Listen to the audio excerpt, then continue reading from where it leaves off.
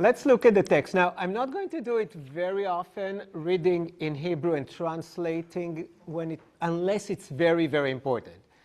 And in this case, I don't see any other reason to make it fascinating, because so let me read in Hebrew it's one of my favorite texts in the Torah, because I don't really understand it. And for 55 years I've been trying. No, it's not true 55 years, because they really hid. My teachers for many years tried to hide these stories from me, from everyone. Really I can just read it fast and move on, because it has so many difficult questions on theological basis and many others, as you see. But then when I started to try to understand it, I got some insights, and I'll share all my insights with you. The most frustrating direction with regard to this text is that some modern scholars say that probably the story was longer, and it disappeared, because they used to copy the text, right? And each time you copy a text, there is a risk that you may lose something. I don't think that people copy anymore, but I needed to copy a lot, and that was one of my teacher's favorite punishment. We had to copy pages. That was the collective punishment in my school. If somebody did something wrong and we didn't know who the person was, we had to copy chapters from the Bible. Yeah, it was, but you can easily skip a line. You can skip a paragraph, because if two paragraphs begin with the same word, which is very common in the Torah, okay? Because there's a word vayomer, which means and he said, meaning God. So there are hundreds and hundreds of paragraphs that begins with the same word. And they're both the same, so you can easily skip it, even when we read books, right? We can just think, oh, I already read this paragraph, or we skip. So those who copied sometimes, we know, not sometimes, always made mistakes. Those of you who came to meet the scribe, the sofer, who will be coming probably the end of January again, there are always mistakes, even today. With all the modern technology and everything else, there are mistakes. So modern scholars, some of them believe that the story originally was longer, and somehow some text disappeared. And we know that some text disappeared, but there is no way to retrieve it. Even the oldest copy,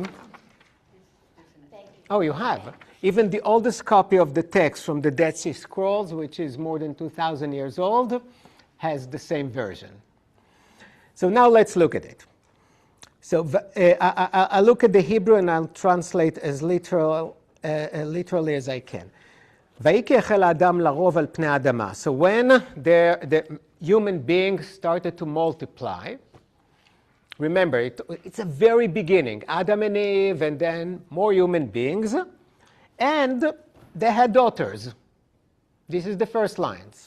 Vayir'u bnei ha'Elohim, and the children of the gods. Do you know the word Elohim? What is Elohim? We say God. But those of you who studied a little bit of Hebrew know that when a word ends with im, it's normally plural. Okay, so it's not God. It can be God, but literally it means gods. But even if it's God, it's the children or the sons of the gods, or even the sons of God. All of a sudden God has sons. This is not what we learn to believe. So when the sons of God saw the daughters of men, and when he noticed that they are good, the word is tov, okay, good. You can interpret good any way you want, but they wanted them, obviously. ויקחו להם נשים מכל אשר בחרו. And they took any women they wanted. Like that. That's okay. The next line seems not to follow exactly. They took the women? Yeah, they took any woman they wanted. They took them in the biblical meaning. I don't think that they had a fancy wedding and big rings and bachelorette party. No, I don't think that that's exactly what. No, they just, woo, I like it. I like her. She looks good to me. Take her. Okay? No, it's important because we'll see some of the commentators talk about it. The third line, which seems like something is missing here, Vayomer Adonai, and God said to God's self. I don't like it. Lo yadunu chi ba'adam. I don't like this.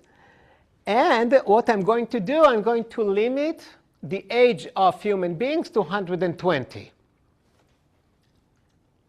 There is no real connection between the previous verse that the sons of God took women, and God said, I don't like what I see, and I'm going to limit the age of human beings to 120.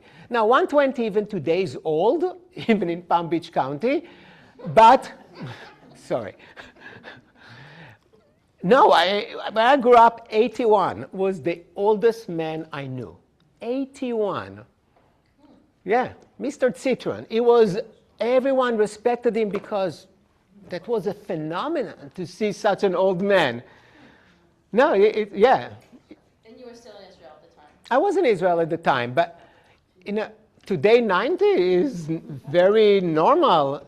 And even, in any case, but when you read stories before about Methuselah, who lived for 960 years, and okay, so God said, I don't like it. I'm going to limit their age to 120. And then we have another verse that is not very clear. It's related, but it does not flow. The story definitely does not flow nicely here. HaNephilim, I don't have a word for Nephilim, so even the translation here kept it as Nephilim. They used to live on earth during those days, okay, and also afterwards, meaning in the real past, just before the flood, but also after the flood. Because who are these Nephilim? These are the children who were born from the union of the sons of God and the daughters of men. Okay, so they were Nephilim. And these were the Anakites, these were the giants, these were the really strong people. However, even these Nephilim lived for only 120 years, or maximum for 120 years. Okay, so this is the biblical story that for the original readers was perplexing, maybe even embarrassing. First, the idea that God has children, literally children, who can come down to earth and cohabit with women and then have children with them, and these children are tremendously big and strong. Okay, so it doesn't really sit well with, yes? God's children were only male then. Yes, in this case at least. Yeah, because the male children, like the female daughters of human. Okay, so that was a union between sort of divine beings and human beings. And this union produced children, offsprings. Before I will share with you some opinions of what people have been doing with this text for 2,000 years, any comments? I have a question. Yes. The only giant that I know of all the history is Goliath. So was he a Nephila? He is not described as Nephil. Okay, so Goliath, from the story of David and Goliath, he was a 7-foot tall, gigantic man, very strong, but he's not described as Nephilim. The first story that comes to mind It's in the book of Numbers. Before the people of Israel entered the promised land, right? They left Egypt, and then they spent years in the desert, and they were about to enter the promised land, which is today Israel. Before they did it, Moses wisely sent 12 spies in order to scout the land to get intelligence, to see what's happening there, because they knew that they would have to fight. And he sends the 12 spies, and the spies came back horrified. And they said, this is a beautiful land, but they have these Nephilim. They have these Anakites. These are the words that English rarely translates, or they keep the Hebrew words. Okay, so it is gigantic creatures. Okay, so Goliath was not specifically described as one of them, but it's not so rare to know that there were these almost superhuman. And here in Genesis, they tell us that these superhuman are sort of semi or demigods, okay, because they are offsprings of divine being and a human being, okay? Any other comment? Yes, with the writers of the text, influenced perhaps by the Greeks, ancient Greeks, because their gods would come down and have children by human women, and then go back to Yes and no. There will be an influence, and that's why I have more papers that I didn't give you yet, because Sai would read it first. And no, but not the influence was not Greek. Greek came to the area way after this text was written. So the influence was Babylonian. Yes, I will. Yeah, but the Greeks had a trading partner, the Philistines, I think, at Yes. that same time, in which case their thoughts could have infiltrated into the... Perhaps, but I'll show you why most scholars believe that when the people of Israel were exiled to Babylon, all of a sudden they faced the notion of demigods or humans that are semi-human, semi-animal, and this story. Oh, more comments? Is that positive, negative, neutral? It depends what happens next. That's it, the flood. No, actually, it's important. The flood. So the flood is not a positive one, okay? And sometimes the juxtaposition of one story to the other shows that there is a connection. And here, definitely, God is not happy. And these Anakites or Nephilim were not nice people. They introduce violence, war, weapon, okay? It's important. So immediately after, we read that God did not like what was happening on earth, and he decided to bring the flood and to wipe out everything. Did the 120 years apply to the Nephilim also, or just Yes. Okay. Yes. Okay. Yes. So let me first read to you what Rashi writes. Now, there are hundreds of commentators of the Torah, but there is one commentator that has a status almost as the Torah itself. And his name is known by his acronym as Rashi.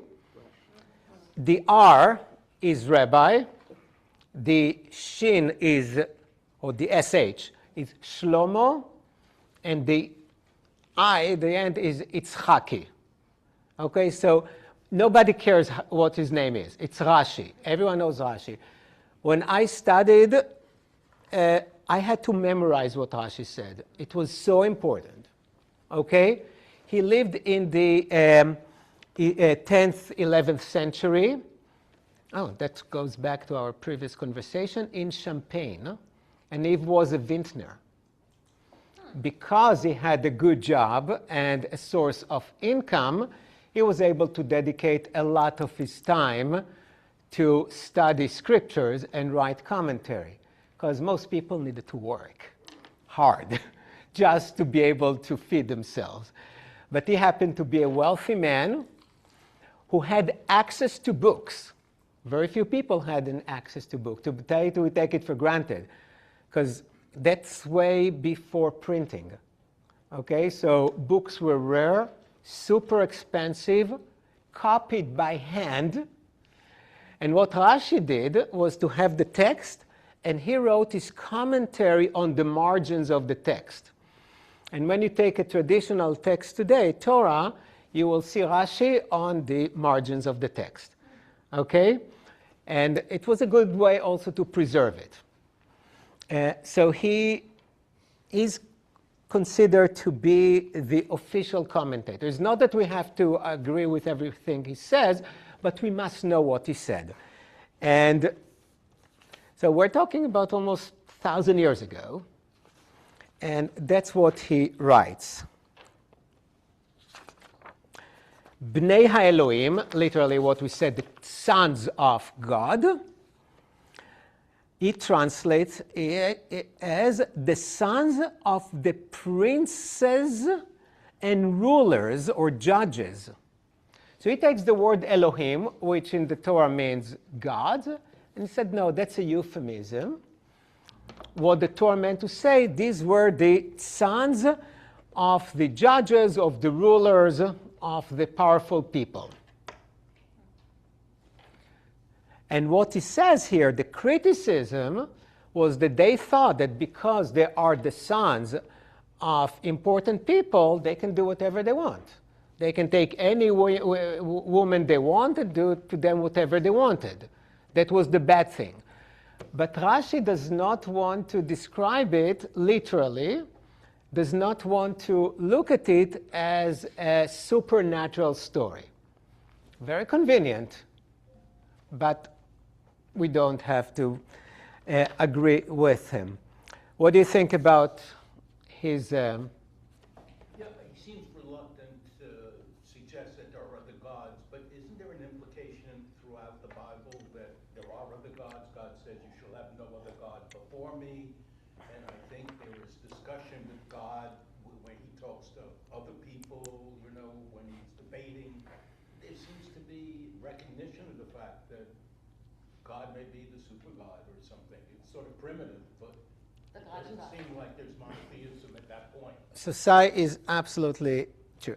So when we talk in general terms about Judaism and the biggest contribution of Judaism to human culture, we talked about monotheism, the belief in one God, right? Before that, people believed in many different gods, and then came Abraham and the Torah and said only one God. And then everyone believed in one God, and Christianity believed in one God, and Islam believed in one God, and these are the monotheistic religions versus the idol worshippers. Okay, that's it. However, when you study the Torah with an open mind and really read what's written there, you see that monotheism is something that did not appear in the beginning.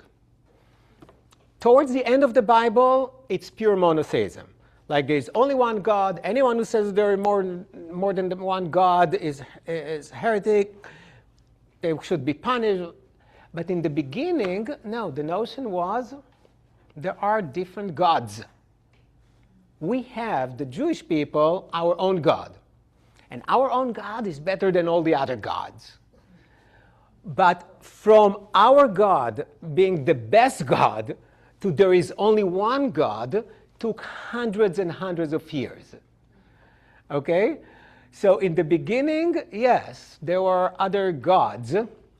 When you look at the story of the Exodus, which is probably one of the most famous stories in the whole Bible, when Moses was fighting the Pharaoh, he was fighting really the Egyptian God. And the whole idea is that Moses' God is better than the Egyptian God. And there are dozens of references in the Torah to the idea that there were gods. And the Israelite God wanted to be worshipped by Israel, not by everyone else. Even when the Torah often talks about the biggest sin that the Israelites committed. It was idolatry or worshiping other gods. So they didn't say there aren't other gods. No, you're just not supposed to worship them because you belong to the people of Israel and therefore you have your own God. Be loyal to your God. Why would anyone like to worship another God?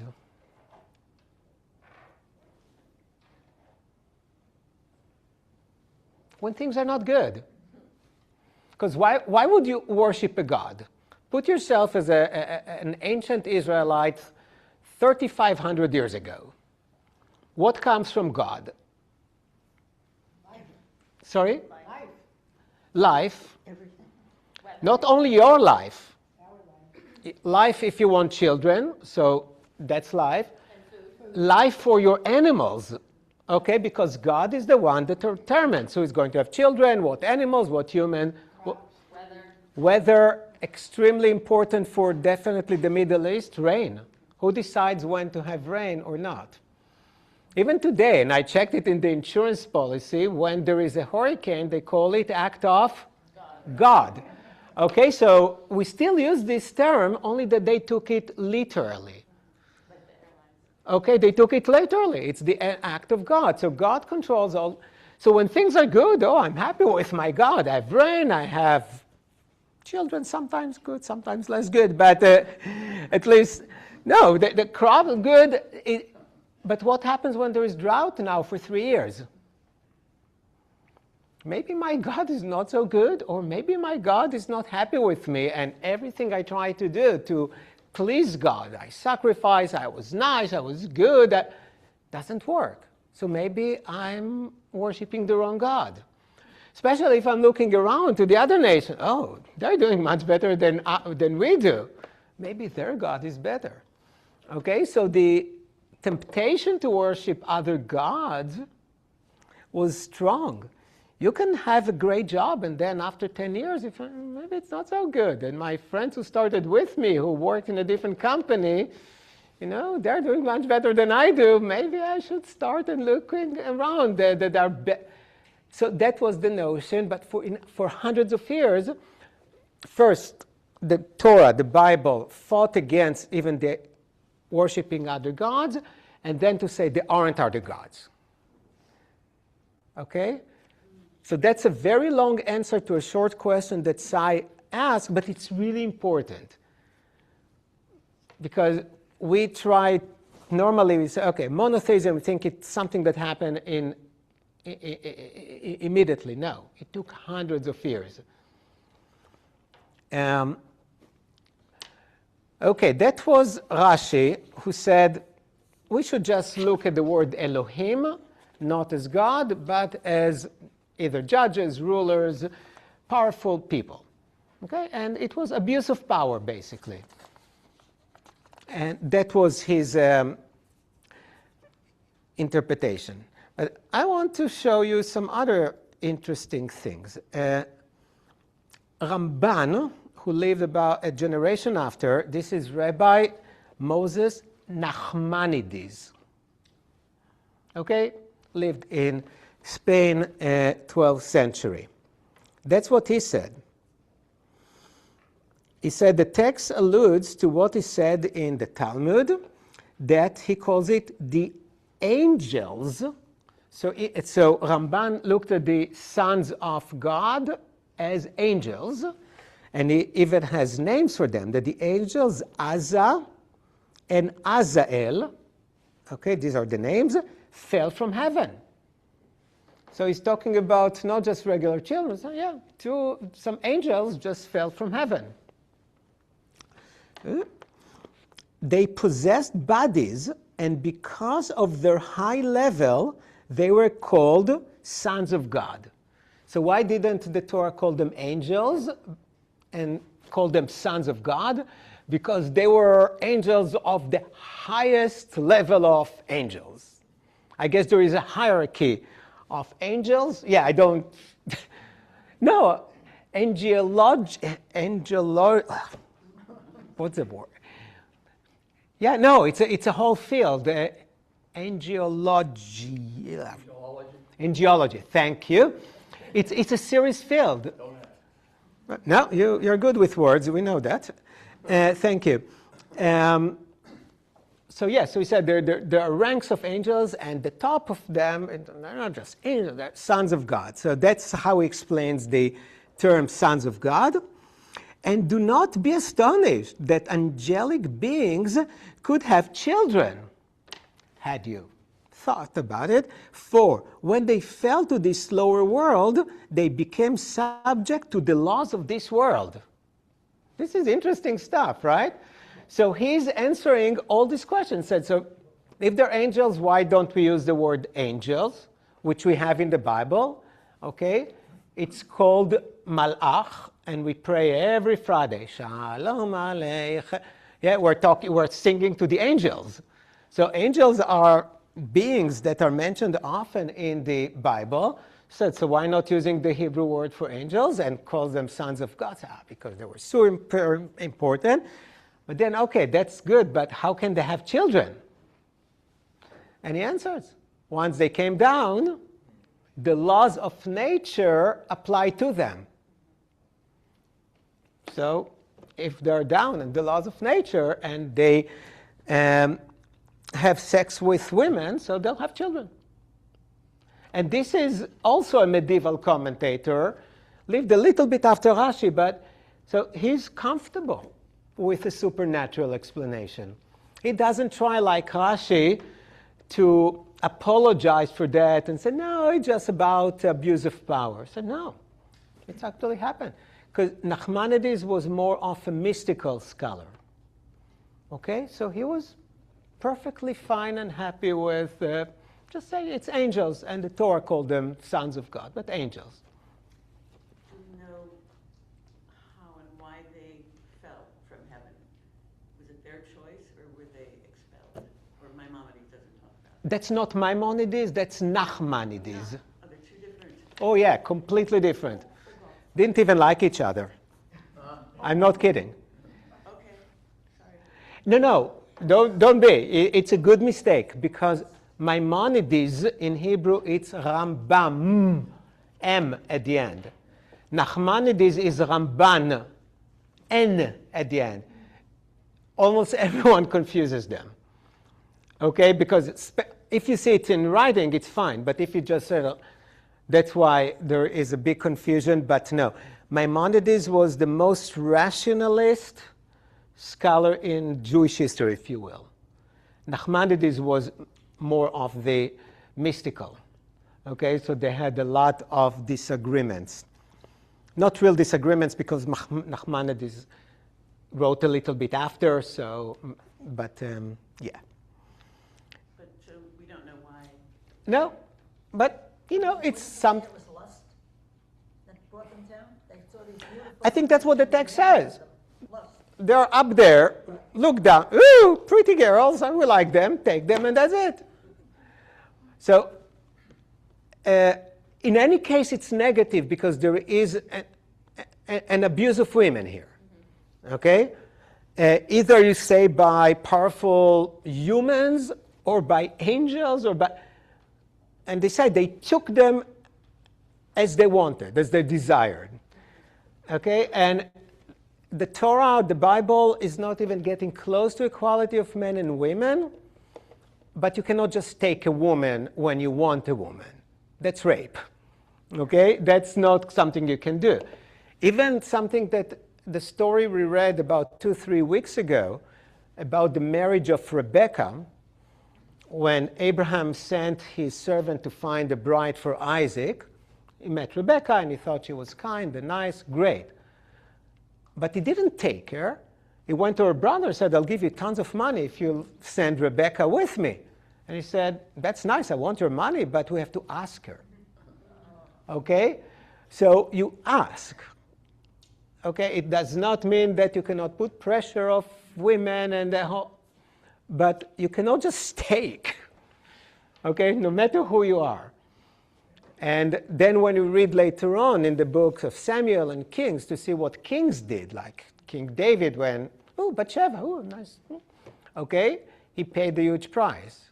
So you cannot just do that. So everyone agrees that these this action was negative, but there is a huge difference between some powerful men and sons of God or angels. I want to give you another. If you can just take one and pass. There you got much.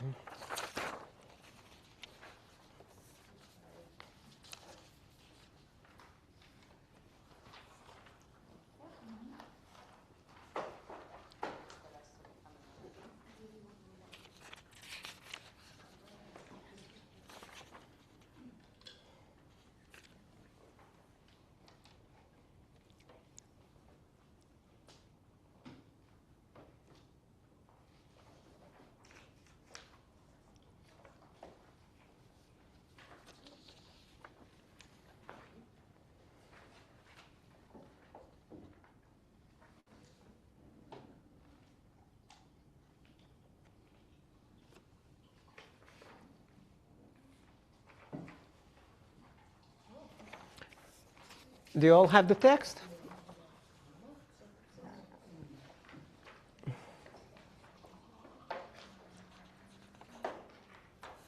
Okay, before we read the text, I want you to look at the picture. What do you see in the picture here? A person who looks half man, half fish. Okay? And we know of these people, they were called the sages, okay? And they were Babylonian creatures who preceded the Bible. When you talked about the Greeks and the Romans later, that these images came later, and probably are based on the Ugaritic and Babylonian myth that cultures borrowed constantly from each other. Okay, so it's not if something is Greek, it was necessarily, the idea started in Greece. It was influenced probably by Babylon or before that in Persia and others because people traveled, people occupied lands. And so you see these creatures who are half fish, half humans. So let's read about it. The coming of the Onis. At Babylon, there was in these times a great resort of people of various nations who inhabited Chaldea, the Chaldeans, and lived in a lawless manner like the beasts of the field. In the first year, there appeared from that part of the Euphrates Sea, the Persian Gulf, which border upon Babylonian, an animal destitute of reason, a beast by name of Onis, whose whole body was that of a fish. That under the fish's head, he had another head, with feet also below, similar to those of man, subjoined to the fish's tail. So there were some people, very uneducated people who lived in that area, in the Chaldean area, and then one day emerged these creatures who were half fish, half man, okay?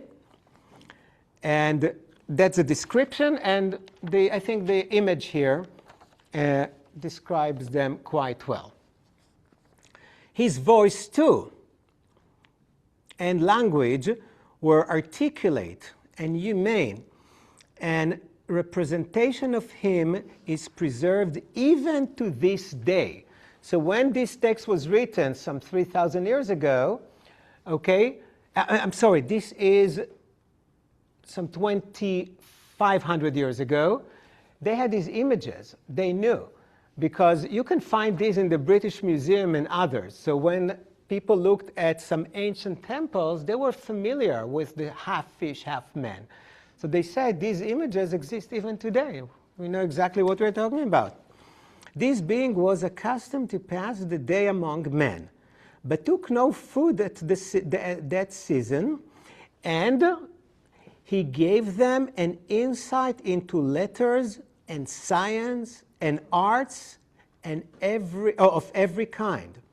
He taught them to construct cities, to found temples, to comply laws, and explain to them the principles of geometrical knowledge.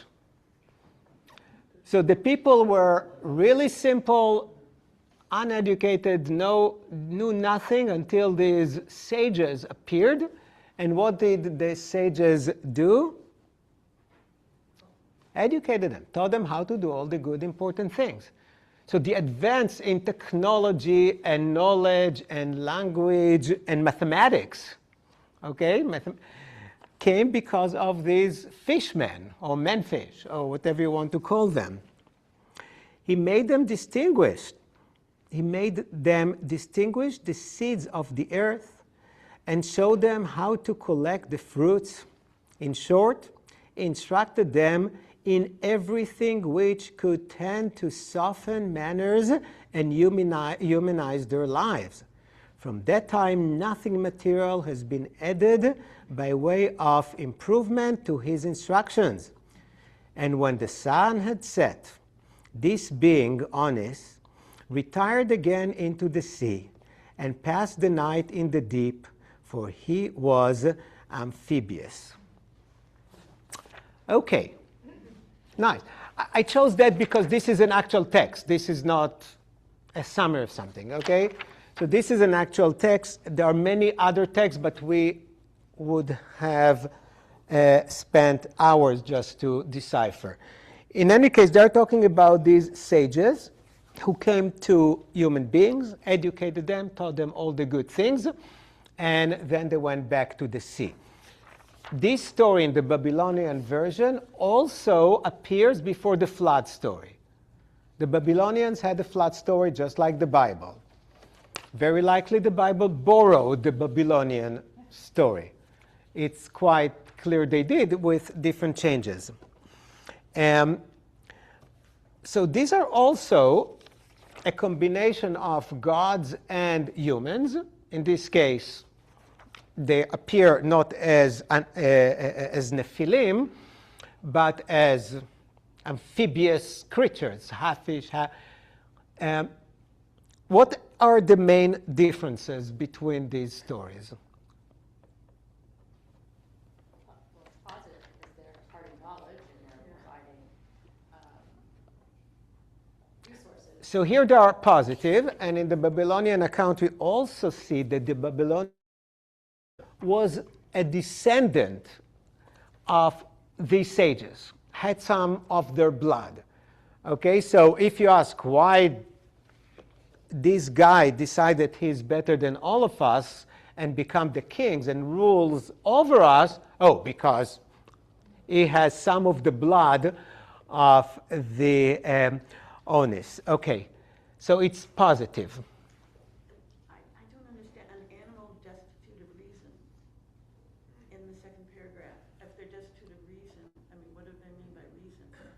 If they had all these gifts to share. Before they came, the people were like animals. The people were, not the sages. No. So before the fishmen came, the inhabitants of the area were just like animals who couldn't reason, who didn't know what to do.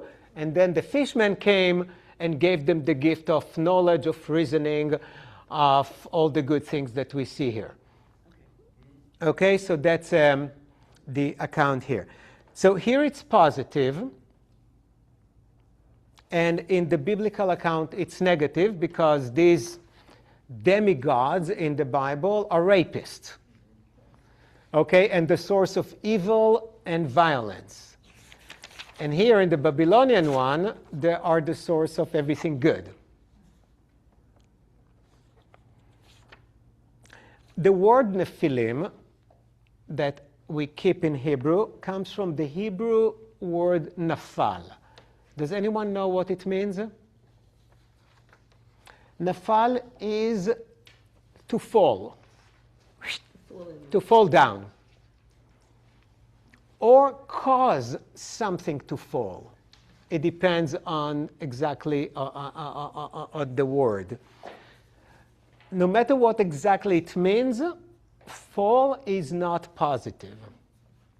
So the word Nephilim likely should be translated as the ones who caused humanity to fall, because, as I mentioned, the following story in the Torah is the flood. Okay, so because of these creatures who came from up there, they corrupted the earth and just brought evil and violence. And later on, God will look down and say, it's too bad now, and I have to destroy everything and to start rebuilding. Exactly the opposite of the Babylonian account. Maybe that's also, taking that interpretation, maybe that's why God limits initially the age of... And that was God's reaction to that. You know, I'm not going to let these creatures live forever because it's too dangerous. Now, why including the story of the Nephilim in the Torah? If it's such a weird story, that story it's not consistent with most of what the Torah has to teach, to say.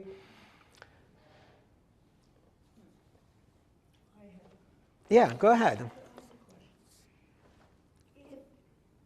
If you believe the story of Adam and Eve, and Eve eating the apple of knowledge, doesn't that happen before all of this?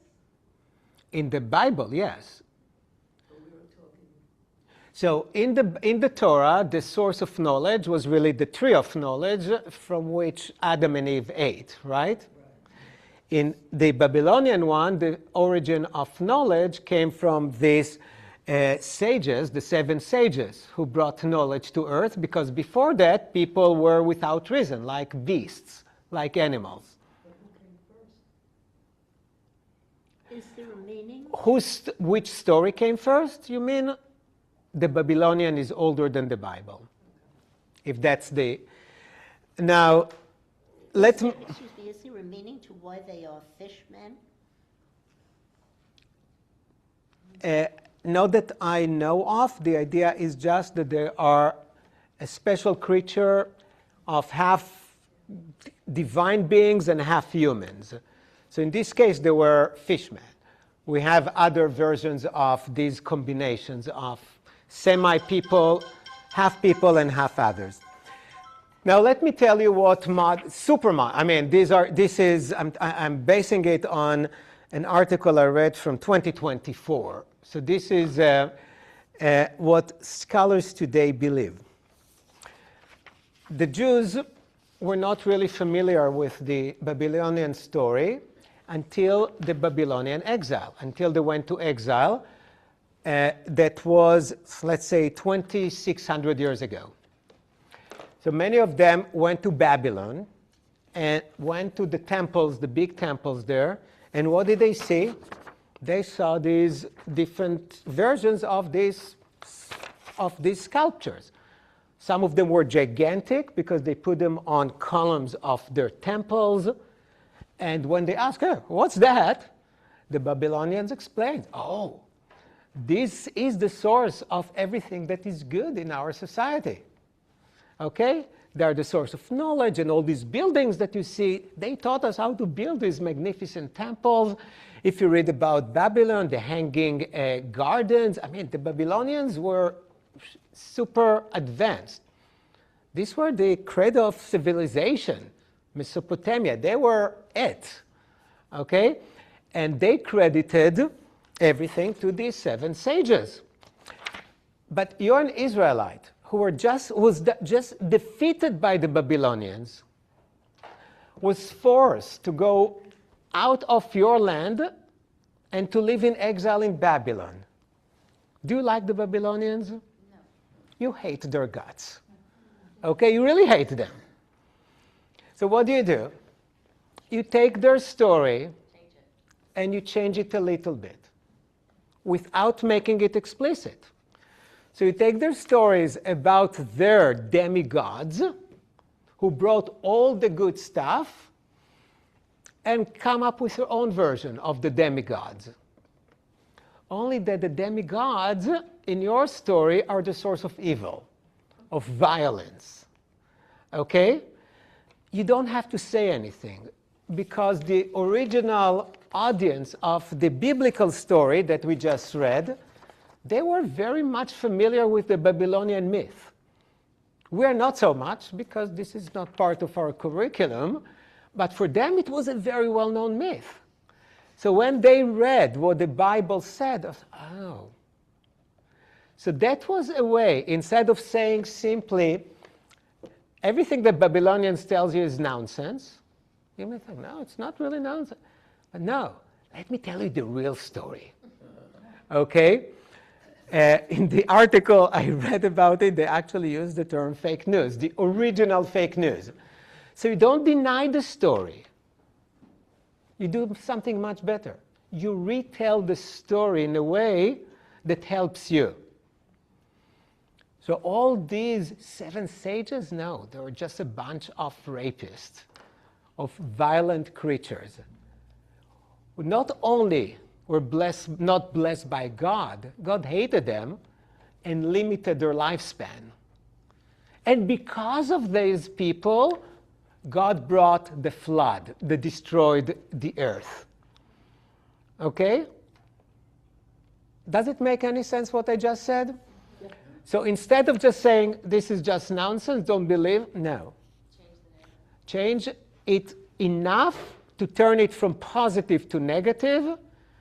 You need the sexual element, because nobody likes rapists, okay? I assume. And so, yeah, this is what they really are. Okay? And that's one of the reasons that I wanted to start with this story. Because if reading biblical stories is nice, but sometimes when you read it in the right context, and only in the last, let's say, 30, 40 years, we really have an access to so many Babylonian sources. I mean, we had them before in the last 150 years or so, but really we keep getting clays all the time with text, Babylonian text, that we can read now, okay? And we learn so much about the neighbors, and all of a sudden it illuminates our stories in a completely different way. I actually had no idea about the Babylonian gods or demigods. Okay, so even if he wanted, he had no clue. So this is one of the wonderful things that we get from modern scholarships. So this is, any comments about it? Yes? I just thought it was interesting that the Babylonian origin stories came from the sea, and the Torah, you assume God came from the sky, somewhere up there, and the flood came from the sea also. So we don't assume that God came from the sky. We don't know where God came from, because what God was able to do was to separate the sky, the firmament, from the earth. The sea was very important because a lot of the ancient gods were known to have power over water. And later on, and that's something that we will deal with maybe in the future, when Israel started to develop their own God, had the name Yahweh, therefore Jehovah, okay, because Hebrew doesn't have the J sound. So everything is the Y sound. So it's Yahweh was probably the, and what was the Yahweh superpower in the time when there are many other gods? Control of water. What was the biggest miracle of Yahweh? Splitting of the sea, right? That's how Yahweh defeated the Egyptian god. He split up the Sea of Reeds, and then the Jordan, and then the other things, okay? So the one who controls the waters is a stronger God. Also, the sea creatures were the first creatures God created. God created sea creatures in Genesis, correct? Yeah, before land creatures, and certainly before humans. And later on, we have they will even take it to some of these sea creatures are sort of demons, and yeah, that's a different story, which are, yeah, the Leviathan is one of these sea creatures that when the Messiah comes, we will eat its flesh. I don't know if it's a good thing or a bad thing, but no, they say it is a good thing, but I don't know. I never had the Leviathan. Could the changing of the narrative be considered Lashon Hara? No. Okay. Why? Just because they're talking ill of the Babylonians? But we hate them. Okay. It's a mitzvah. Okay. So Lashon Hara, Lashon Hara literally means evil tongue, which means it's in the family of slander and gossip and saying bad things about people, right? But when the Bible talks about the enemies of the Jews, they often do it. And this is, I'll just end with a little story here that even takes it further to see the technique. So if you are in Israel and you are by the Dead Sea and you look east, you have the modern state of Jordan. Okay? That's back then, the state of Jordan was divided to many small nations. One of them was the Ammonites, and one of them was the Moabites. And we hated their guts. And they hated us too. Especially the Moabites. There is a story about Sodom and Gomorrah that just before Abraham's nephew, Lot, he was the good guy who lived in Sodom, so God gave him an opportunity to live before God destroyed Sodom and Gomorrah. He fled the place with his wife and 2 daughters. And God told him, don't look back. His wife looked back and became, remember? Pillar of salt. Okay? So now we have only Lot, the nephew, and his 2 daughters. God destroyed Sodom and Gomorrah. From their perspective, God destroyed the world. Right? You live in a small place. You see, everything is destroyed. The daughters assumed that there are no men because God destroyed everyone except of their father. Okay? So they gave him a lot of wine, and when he slept, they had sex with him, each one of them in a different night. And then the Torah says, that the children of this incestuous relationship were the people of Moab. When you read it in Hebrew, Moab literally means from father. So when the Israelites were walking around, look at these people, we know how they started. Okay, we know how the first Moabite started. Did it happen? No. But this is a technique of the Bible to ridicule the enemies, or if you will, and use the phrase from that article, to start some fake news about the people you don't like, okay, which is quite effective. And Look what's happening today. But that's the point. It didn't start today. Right. It didn't start today. So we'll end here. I had another story that I didn't know if we would have time or not. You can take it with you, because if you think that this story is weird, read the next story, which is a different level of weirdness. Okay? I hope to see you next week, and hopefully was the pizza good? Yeah, delicious. Okay, so we have to know where we got it from, and thank Anna for taking care of it.